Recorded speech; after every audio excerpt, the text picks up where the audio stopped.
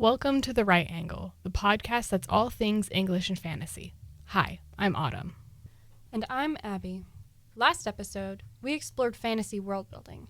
Today, we're diving into a storytelling medium we both love, and one of our longtime guests is actively creating in, video games. We'll talk about how video games use choice, interactivity, and world building to tell stories in ways no other medium really can. Today, we're joined by Logan, who's developing his own game right now. Logan, before we jump in, can you give listeners your quick elevator pitch? What's the premise of your game, and what kind of story experience are you aiming for? Yeah, thank you guys for having me again. So my game is a 2D platformer. It's also a boss rush, meaning it consists of just fighting bosses one after another and progressing the game through that. It's a fantasy style game, and it's still being worked on, so none of the art is finalized. So I'm not entirely sure how it's going to look, but it is going to be a fantasy style, kind of medieval look to it. That already is sounding super cool. For our listeners who may not know that much about video games, can you explain what you mean by 2D platformer? Maybe give a familiar example? Yeah, so the first one that comes to mind is probably the most popular one, which is Super Mario. The first game, the classic 8-bit side-scroller where all you have to do is run right. So it's going to be in that kind of look, but my game is not moving right. It's just kind of in the set arena, you're fighting the boss. So now that we've introduced our guest and you guys have a little bit of background on the work that he's been doing, let's start talking about how stories even work in video games in the first place. So we spent a lot of time in this podcast talking about storytelling and telling a narrative in a lot of different ways, but the way narrative is told through games is, because it is a game, fundamentally interactive. The player is helping shape the outcome, the pace, and sometimes even the meaning of the story itself. I'm currently in a video game writing class, and one of the readings we did talked about this interactivity and about the importance of centering your game around the player. And I thought it was really interesting. Some game studios will, in development, refer to the player as the hero. They'll be like, okay, hero needs to do this, the hero needs to do that. And I think that really enforces just how important of a role that the player has in shaping the story of any given video game. So there are lots of different ways in which video games use narratives, in different ways that the player or the hero is taken through the story. And so we're going to talk a little bit about some examples of those, what they are, and then also some popular games that follow that type of narrative. So one example is the choice-driven narratives. This is where the players make the choices themselves, and those very much fundamentally change the outcome of the story. So a lot of times, Life is Strange or Telltale Games or even Detroit Becomes Human, those are all choice-driven narratives where the player has to make a choice, and that takes them on a different route than making another choice. Next, we have environmental storytelling. As far as environmental storytelling goes, I am going to defer to Logan to explain that, because I think this it's not a genre, but this type of video games, I think, is one of his specialties. So the environmental storytelling is where the story of the game is not explicitly stated in text or through voice lines, but rather from the environment around you. So, if you find objects inside the game that tell the history of the world, or just the background itself could tell. And so some environmental storytelling games that are really popular, and one that I've played a lot recently is Dark Souls is a really popular one. All of the Dark Souls games, their story is told through the world around them. And one that I've played a lot here recently is Hollow Knight, one where there are hardly any indicators as to what the world's history is, but through all of the objects and environments, we can kind of read the story through the context clues. I think that is so cool because that's something that books and movies can't quite do. You can't just have, subtle hints of a story in a book. Otherwise, people are going to call your plot baseless. But if you do it in a video game, if you do it right, it's actually incredible writing. Another very popular storytelling method or even genre for video games is open world exploration. So basically the game has a lot of freedom. You have this entire world and the players are free to basically explore all of it. And while there might be a story that's driving them, they do have the ability to venture off that path and kind of do whatever they want. So some good examples of this are Skyrim, Breath of the Wild, and even Baldur's Gate 3. Yeah, and on that, it's really hard to, from a writing perspective, figure out how, if the player has all this freedom and can explore whatever nook and cranny of the world that they want, that a coherent, orderly narrative will arise from it. So that's where emergent narrative writing takes place, and that's basically if the player reaches X point or after X amount of hours or whatever. It's a lot of if then, but we will get into that more when we talk about video game writing later on in this episode. But the last sort of storytelling method I think is a lot more specific to a couple certain games, but it's one that I think is really cool. Time or loop-based storytelling. This could kind of be combined with any of the others that we've talked about already, but essentially some sort of loop is occurring, and from that loop, emerges the story. I think one of the best done examples of this would be the Majora's Mask game in the Zelda franchise. It's a bit of an older one, but the storytelling in it is amazing. Essentially, this is a very boiled down version, but the world is about to end, and Link is able to kind of time loop so the world doesn't end, and he gets, all these chances to go back and stop the world from ending. But the point of the game is that you're not going to succeed on the first, second, third, maybe even fourth or fifth try. The point of the game is being able to go back and discover this world throughout the same period of time over and over again. And I just think that that's super cool. One important thing I think Abby talked about a little bit is the fact that these aren't exclusive examples. A lot of games fall into multiple categories. So you have Baldur's Gate 3, which is very much an open world game, but it also has choice-driven narrative. You have dialogue options that affect the outcome of the story, but you also have the freedom to explore and go wherever you want. I think that point just shows how versatile and incredible video games are as a storytelling tool, simply because it can do things that other forms of storytelling, movies, shows, or books, which we normally talk about, can't do. You can't have a choice-driven narrative really in a book unless, you're reading a Choose Your Own Adventure. But even then, environmental storytelling, obviously, you can't really do that in a book, and especially open world exploration. I mean, I think the closest thing that would come to that would probably be D&D, which we've talked about extensively on this podcast. But, we've kind of already talked about it, but there are a lot of video games that have D&D influences. So there is a lot of overlap there, but... So, Logan, one thing that I've been wondering for a while now since you told us about your game is what games have you played or seen that really influenced the style or tone of your own game?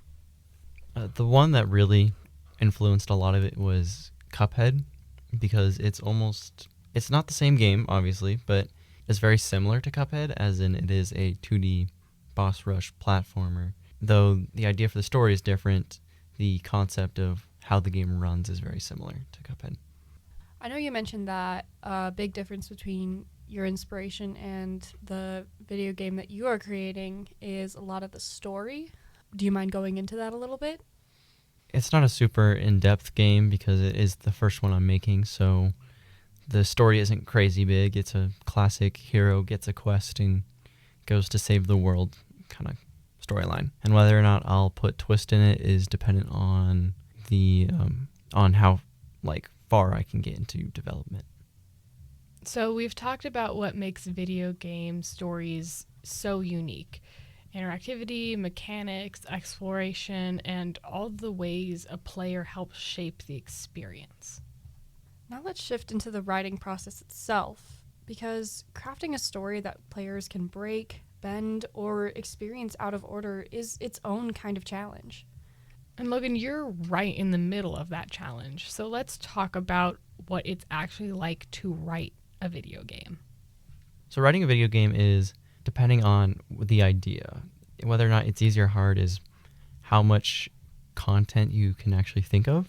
And for me, the hardest part was actually coming up with the idea. And so once I came up with an idea of, hey, I want to do a fantasy game of this hero goes on this great big quest, I was like, okay, the next step is figuring out what kind of style I want the game in. Well, if he's doing a quest, he's going to fight some evil people. And so the boss rush type of game made sense. And so I was like, okay, I've got something to work with there. So what details do I want to add? And so I kind of jumped to the immediate end of my story and jumped to, oh, who's the final villain? Who's the big bad boss at the end of the game? And I came up with that idea and kind of weaved a story in between, because the details that I found that creating the details in between the beginning and the end were a lot easier when I actually had those finalized. It was just the difficulty of coming up with the beginning and the end. So for you, it's almost kind of a mix of story first, mechanics second, but then also mechanics first, story second, I feel. I wanted to make sure that the style of the gameplay was going to fit the story, and so making sure that at least the base idea was there, and then weaving the mechanics into that was important. Could you describe for our listeners what your actual process looks like? Do you use notebooks? Is there a specific program online that you use? Does it look different depending on what part you're developing? Yeah, I don't use a whole lot of notes. A lot of my notes are just kind of in the game files itself. I use a Godot, which is a really simple game engine to code it all. And so that holds a lot of the story just in the base of what are the bosses' names? What is this area of the map called? And so I use that to kind of remind myself of what the story is, but I have a lot of it already just kind of in my head. I don't really have a notebook or keep track of the notes besides the game files themselves. So you mentioned a lot of your work is done on your game files and that a lot of your focus has been coding the actual game. I personally don't know much about how coding actually works. I can't speak for our listeners, but for those listeners who may be curious about how coding a video game actually looks, do you think you could explain that a little bit? Yeah, and I'll try to do it in the best terms and way possible. So I use a couple tools to help me code. I have an AI system that helps generate some of the code ideas. And I have GitHub, which I'm sure most people have heard of, but it is a website or a cloud-based service that helps save the files in different states or different progress. So that way if I mess up code, I can go back to a previous state of the code and save it before it's completely ruined by the new code. And then using Godot engine itself, it has its own unique language of code, so I had to learn that. And otherwise, it's going line by line. How would this code translate into a 2D visual space? I think that is super awesome. As far as coding a video game, I still think the actual coding itself is something that I won't ever be able to wrap my head around. What stage would you say you're at as it sits right now with your game? Like, is it ready for some very, very early play tests? Is it still kind of getting the basic? Is it still getting the most important code at the beginning so it is functional? Yeah, what stage would you say your game is at? It's in a very early prototype stage. It doesn't have any of the art for it, so it doesn't look pretty. It doesn't run smoothly either because I haven't finalized all the code. But it's getting to the point where some of the levels are playable, but not to a level in which I am pleased with.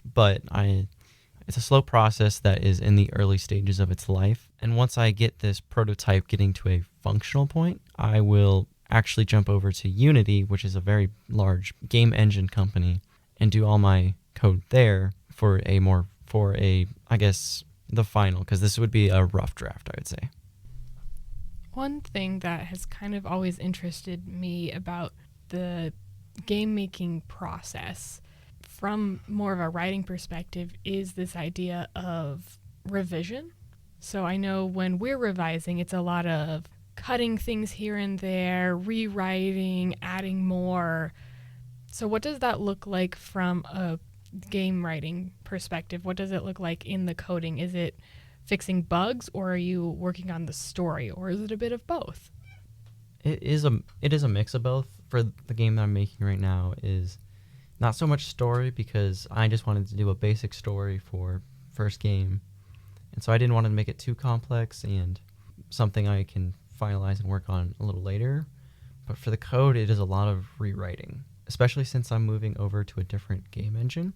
It'll be rewriting a lot of the code to try to make it a lot more compact and work better, because in the early stages, it's very buggy and doesn't work as well. And so I am trying to get rid of all of those early stage bugs and to help prevent from the later stage bugs, which could be more or less devastating. I don't know. That's so cool to hear about, because I think in a way they're different. So revising games and revising, say, a novel are very different, but it is cool to see how there are similarities, and sometimes you have to go back and make a slight change, and then you realize that small change is actually a lot bigger than you think it would be, and it affects a lot more than originally intended, and then you have to go and fix now this big change. Yeah, that happens quite often, where one line of code doesn't match up with the rest of it, so I either have to change it back or go and change everything else, which can be a big process depending on how important that line of code was. In your opinion, what do you think is the hardest part of writing a game story? I think it would be the initial idea, or either the initial idea or the filling details, I think. Because as games get bigger and you get to see a lot more of those games that have sequels and prequels and everything, you end up with a lot of plot holes. And so it's trying to figure out how to fill those would be difficult. I think one of the biggest games out there that is got not so much plot holes but stuff that people are still trying to figure out is Five Nights at Freddy's. That's a very big mystery game that is people are still to this day trying to figure out what the story is with the very little context that they're given. The game franchise that you just brought up, Five Nights at Freddy's, would you consider it to be an environmental storytelling game series similar to the game you're developing, or would you consider the storytelling mechanics to be something else? I would very much say that Five Nights at Freddy's it's heavy on the environmental storytelling. Most of the stuff that the people know are only from the environment, and the game really didn't have like voice lines up until way later down the franchise in like the 6th game or something like that. And so, though I think my game would tell the story differently through the environment, my game tells it more through the progression of the environment rather than the small details that Five Nights at Freddy's does it in. I would say that it's definitely environmental storytelling. Would you mind going into your plans for your own environmental storytelling? I think that seems to be one of the strengths of your game so far. and I'd love to hear more about what you have planned. Yeah, absolutely. The environmental storytelling I'm going to try to attempt is through the progression of not only the bosses, but the background. So this hero is going on this quest to destroy this evil. The source of the evil seems to be coming from deep inside the earth. And so the hero makes his way through a forest, into the caverns, and into the source of evil. And through the different background changes, you can tell as he sort of gets lower and lower into the world and closer to the source of evil. As it'll be through the progression as he gets closer to the source of evil, and as the source of evil looks to be growing stronger throughout the different bosses. It's very cool. I know you keep referring to the game you're working on right now as your first game, and how, oh, well, you only want to do this in your first game.